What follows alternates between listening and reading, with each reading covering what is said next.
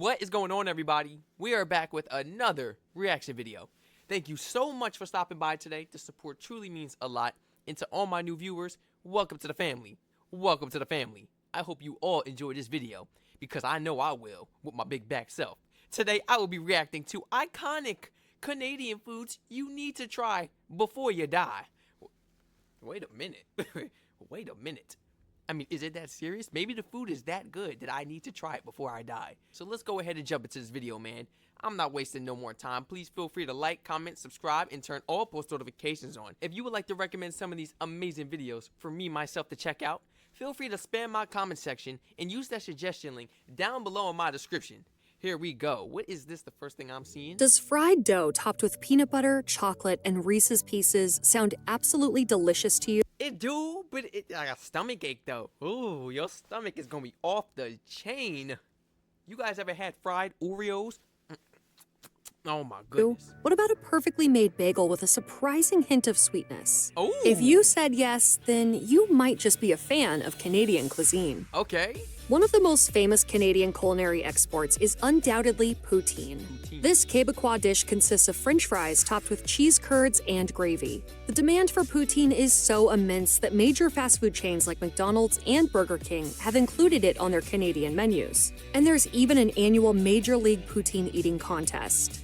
Poutine's origins are hotly debated, with many restaurants understandably wanting to claim to be the spot that started the sensation. But it just seems wrong to fight about this when there's so much deep-fried, gravy-covered, cheesy goodness to go around. See, I'm no gravy person. That's a lot of gravy, man.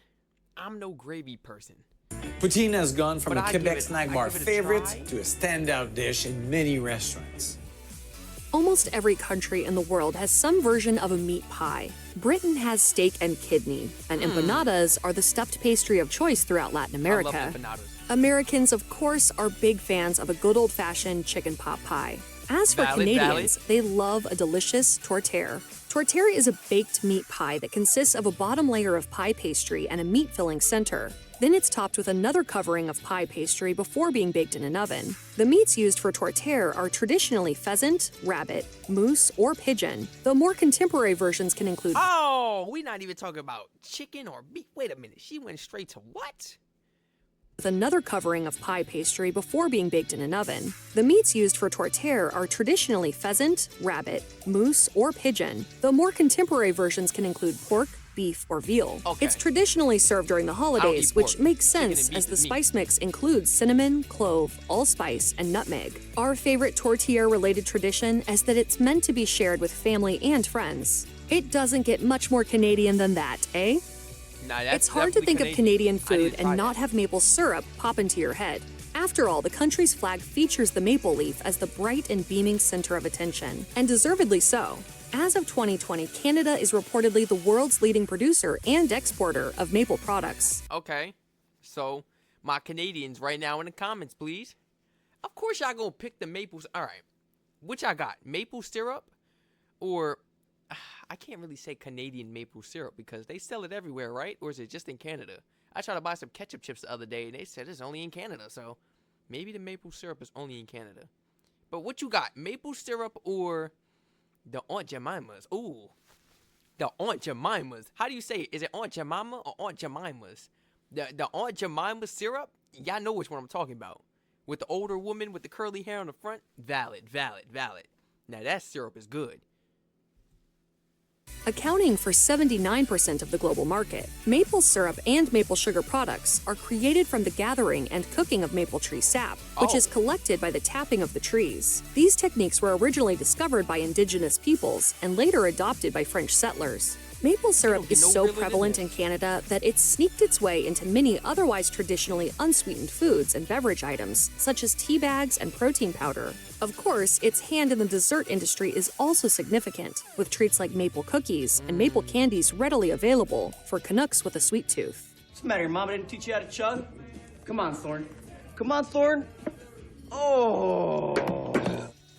The beavertail is a Canadian national treasure. From British Columbia to Nova Scotia, so many Canadians have a soft spot for this chewy treat made from hand-stretched wheat dough. While the traditional version is topped with a simple dusting of cinnamon and sugar, the BeaverTail has evolved over the years into more than just a dessert, depending on where you are in Canada. For example, in Vancouver, you can get a salmon tail, which substitutes the standard sweet topping for a combination of cream cheese and capers. In Mont Tremblant, you can pick up a ham and cheese tail or a steak top tail. A specialty of Halifax is the Triple Trip BeaverTail, which is topped with peanut butter, chocolate, and Reese's Pieces. There's even a popular Canadian restaurant chain called BeaverTails, which has been serving up this iconic indulgence since 1978.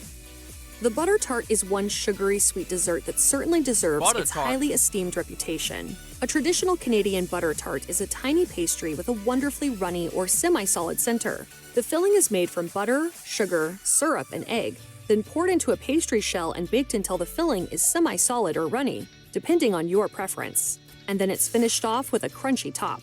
As noted by Food Bloggers of Canada, the Women's Auxiliary of the Royal Victoria Hospital Cookbook contains the first documented recipe for butter tarts. Published in 1900 in Barrie, Ontario, this appears to be the source that started it all.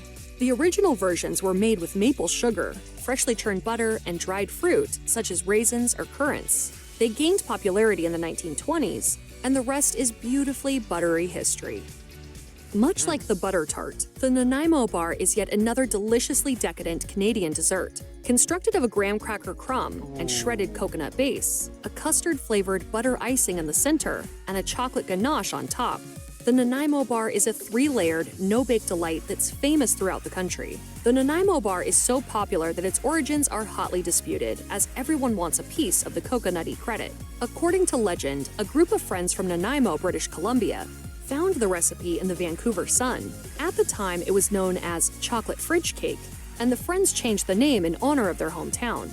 The recipe made its way throughout the province's communities, circulated by housewives and home bakers. This story's validity is unconfirmed, but it has a nice ring to it, so we'll happily spread it. The bars enjoyed a rise to fame during Expo 86 in Vancouver, and they've been a national jewel ever since. People there seem to take the Nanaimo bar very seriously. Montreal's travel website describes the city's signature smoked meat as a beef brisket that's often piled high between rye bread and served with mustard and a fresh dill pickle.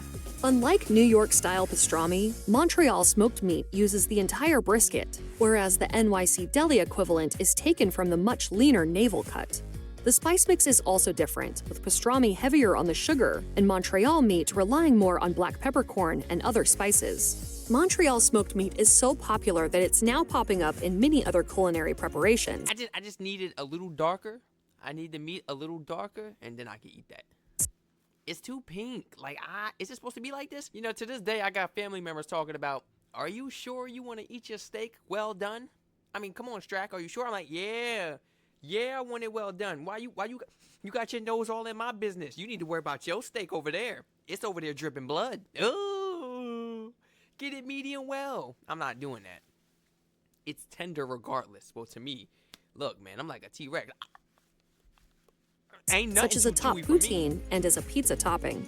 Many deli counters and restaurants in Montreal all claim to have the best version. It's a hotly debated topic, but we think the only responsible choice is to hop on a plane to Montreal and decide for yourself. Yup. Now this would be a lot easier to eat if I wasn't getting the stink eye from the gentleman behind the camera. Yes, I'll save you half. Jumping into the sugar-coated fun of the other delicious desserts on this list, Saskatoon berry pie is a regional trademark of Western Canada. The tasty appeal of these berries, which grow from the plains to the coast of British Columbia, dates all the way back to their use by Canada's Indigenous peoples. They were often ground into a paste and dried for winter storage. They've since made a name for themselves in the Canadian pastry world, and interestingly enough, they're protected by the Catalogue of Foods known as the International Arc of Taste. Saskatoon berries are similar to blueberries in both appearance and flavor, though they're harder and have smaller seeds. They are also drier and earthier in flavor. Served in many Saskatchewan and Alberta pastry shops and confectionaries, the famous Saskatoon berry pie is made from flour, pastry, butter, eggs, and of course, Saskatoon berries. Often paired with vanilla ice cream or whipped cream, this pie is a Canadian culinary treasure. Lots of Saskatoon berries, yeah. Yeah. If you grew up in the United States, as much as I want to try it, man, you can't knock something until you try it, actually. Never mind. I would never try that. I'm being 100. Blueberries, none. I don't even eat apple pie like that. So this is gonna be something very new. Chances are you know Can y'all Peameal put whipped cream bacon on as it? Canadian Make it hot, bacon. put the whipped Unlike its fattier cousin that consists of strips of belly, the Peameal variety is lean pork loin that's been brined and rolled in cornmeal. During the mid-1800s, Canada would export its pork to England, which was experiencing a shortage at the time. For preservation purposes, the pork was rolled in ground yellow peas, which is where the name Peameal comes from. Was it just a shortage, or were they doing this during the rationing? Sometime later, the ground peas were swapped for cornmeal, but the name stuck, at least in Canada. For Americans, though, it will always be known as Canadian bacon. From Eggs Benedict to baked beans, the possibilities for Peameal bacon are endless. I mean, if we just gonna call it Canadian bacon, we got American bacon, Canadian bacon, British bacon, Jamaican bacon, Mexican bacon. Let's give every country in their own bacon. Let's give every country their own bacon then, I guess. Because it doesn't make sense. Canadian bacon. Man. And you may already be a fan yourself, even if you're only just now learning about the correct name.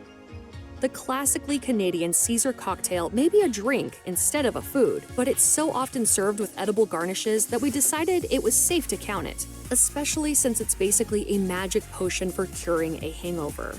Sometimes known as the Bloody Caesar, this drink is made of vodka, clam juice, tomato juice, spices, and Worcestershire sauce. How you trying to cure a hangover, but you got vodka in it? It's typically served in a highball glass that's been rimmed with celery salt and topped with any number of garnishes, from celery to olives to lime wedges to pickles to even shrimp or bacon. There are even versions complete with hot wings and onion rings, so make sure you have plenty of room in your belly. Absolutely. I'm just not a fan of the salt around the rim of the cup because I had that in Mexico, and as a little kid, I thought it was sugar. I put my tongue on it and went to drink. Ugh, I got hit with nothing but salt. Oh, never again. Never again. Just give me a straw. I know now, put the straw in, but don't put your mouth on it. The Caesar really is a national cocktail in Canada by parliamentary decree. The Caesar was invented in 1969 by restaurant worker Walter Chell, who was an employee of the Calgary Inn. As the inn prepared to open a new restaurant, Chell was asked to create a cocktail to commemorate the occasion. In 2006, the Caesar was ranked number 13 on the CBC TV show The Greatest Canadian Invention. Then, in 2009, it received a rather prestigious honor for its 40th anniversary, as Calgary Mayor David Bronconnier declared that the Thursday before Victoria Day, every May, would be Caesar Day. Later that year, Canada Dry Mott's launched an online petition to make the Caesar the official cocktail of Canada. And it would be a fitting distinction, as Canadians order more than 350 million Caesar cocktails every year. All we can say is cheers, but maybe hold the onion rings. If you're American, New York is probably the first place you think of when bagels come to mind. And that would be fair, as the Big Apple undoubtedly has some of the best bagels in the world. Chewy but never doughy, beautifully crusted with a glistening sheen, delicately tangy but never overpowering, New York bagels have earned their glowing reputation. But upon further investigation and research, you'll discover that they have a worthy rival up north in Montreal. While the two types have their similarities, the main difference is in the cooking process. Montreal bagels are first boiled in water that's been sweetened, usually with honey, whereas New York-style bagels are boiled without the sweet addition. Montreal bagels are also traditionally baked in a wood-fired oven, resulting in a richer, more flavorful crust. They're often a bit smaller than their sometimes massive New York cousins, and they're also traditionally studded with sesame and/or poppy seeds. Another notable difference is the topping choice. While New Yorkers and lovers of New York-style bagels everywhere tend to top their bagels high with everything from cream cheese to fried eggs to lox, Canadians often enjoy their Montreal bagels plain, without adornment at all, with that delicious honey-induced sweetness already baked in. Yeah, when you got that honey sweetness already baked in, I mean, you don't really need much to it, honestly, but if you're trying to go ahead and get you like a bacon, egg, and cheese sandwich or something, go ahead and put it on a bagel. It's going to be good regardless on whether it's the NY bagel or the bagels you get in Canada. Any topping would simply be superfluous. And so as a Montrealer, you come to develop this strong attachment to bagels. There are a lot of sweet treats on this list, and for that reason alone, we're having a difficult time stopping ourselves from booking a one-way ticket to the land of maple syrup. In the meantime, we'll be salivating over our next Canadian confection selection, the tarte à sucre, also known as sugar pie.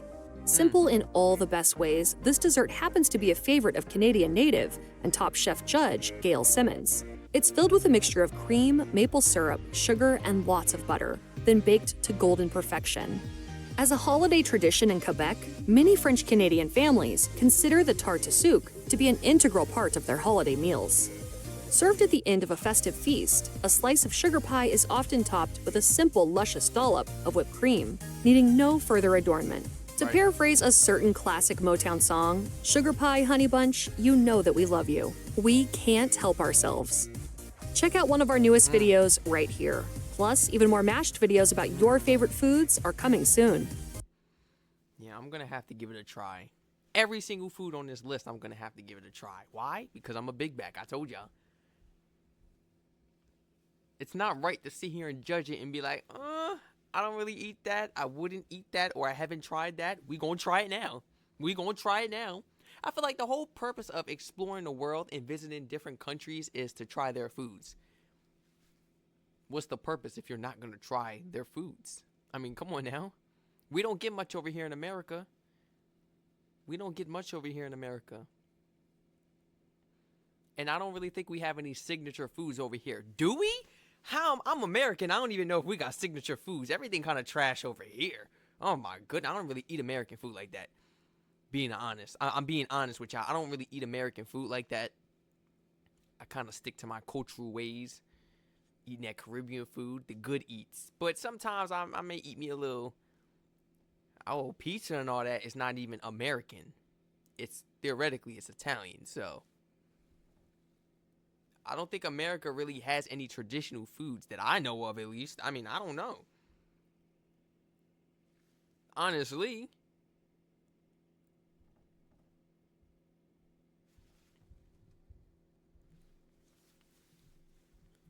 Does America... How am I American? How am I American looking this up? Does America have any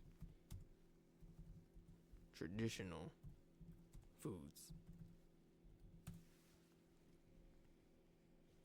American food, 19 traditional dishes of the USA. Are you kidding me? Apple pie. Okay, yeah. I've had hamburgers. All right, I didn't know that was American.